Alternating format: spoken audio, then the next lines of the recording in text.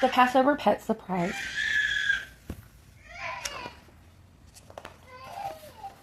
My family, that's me, Jordina, and my little brother Benjia, and Mama and Papa are spending Passover with my aunt, uncle, and cousins in Argentina.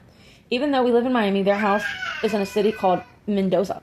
It has so many good hide-and-seek spots, a huge garden. But the best part of all is their pets. We live in an apartment, and all we have are tropical fish, which isn't the same. Our fish don't even have names.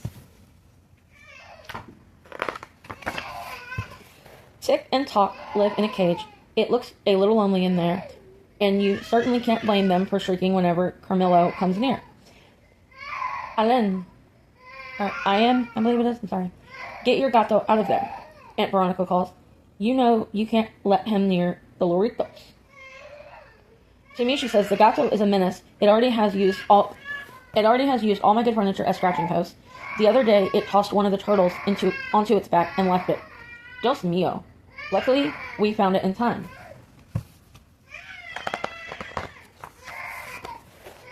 This year, Passover starts during the first days of April. Fall has just begun in Mendoza, but it still is as warm. It's still as warm as summer, as if it were summer.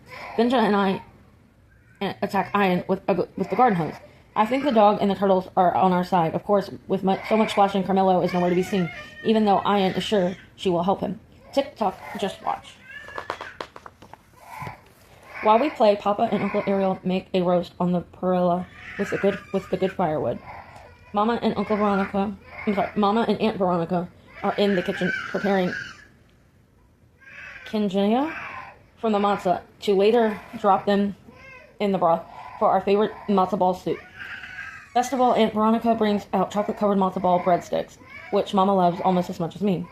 When they're tired of working, they bring Tick and Tock outside and watch the birds watch everyone chat. The adults drink their mata tea. When it's time for dinner, Benja asks the Passover questions. He is very excited. Uncle Ariel, why is this night different from any other nights?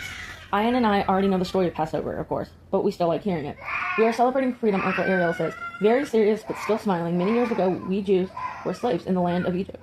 We were forced to work hard at whatever we were ordered to do. We long to be free.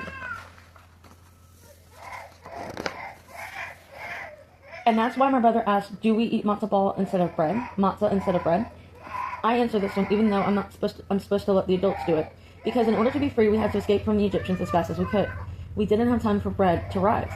What does rise mean? Benja asked. For bread to be thick and spongy, like we usually have, one must always add something called yeast to the dough, and wait for a few hours for the yeast to grow before cooking, Mama explains. But when we escaped from Egypt, we couldn't stay and wait for the dough to rise. We had to leave right away, Papa says. And so we left. Aunt Veronica continues. That's why every Passover we eat the unleavened crackers, the matzah, to remind us that we were once slaves and we are now free. We also sing my favorite song, De Genu, which means it would have been enough. Because of any of God's gifts would have been enough. But He gave us so many, including freedom. When we finished, the roast is smelling so good that Carmelo and Capon and more are already begging for scraps. Even the turtles look excited. I don't even know if turtles can smell. For dessert, there is cake made from the matzah meal. Aunt Veronica's recipe tastes almost as good as Frida, Mama says.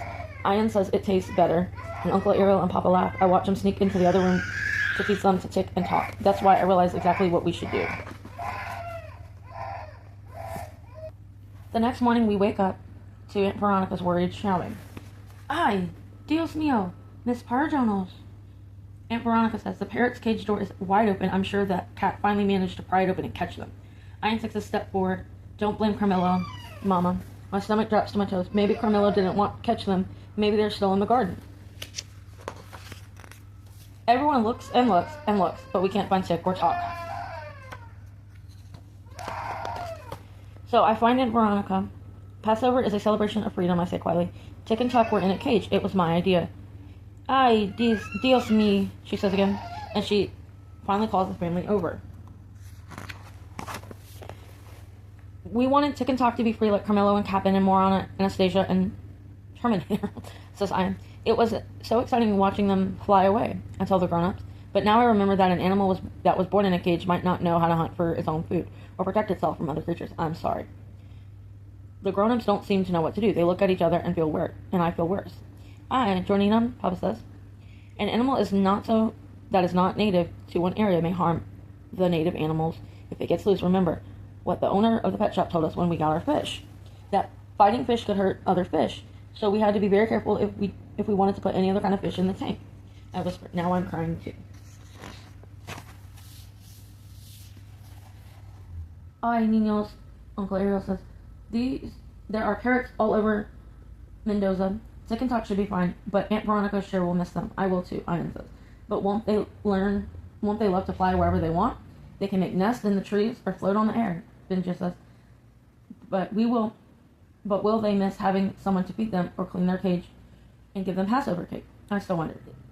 Isn't it better that they are free like we are? Cocinas amor, sighs Aunt Veronica.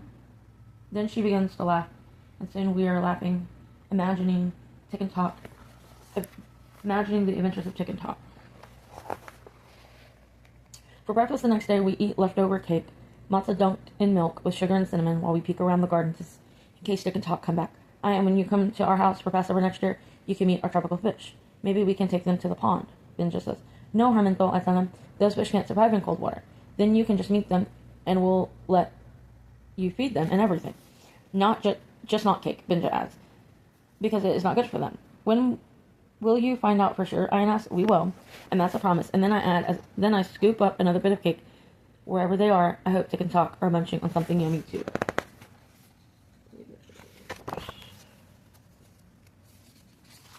The end.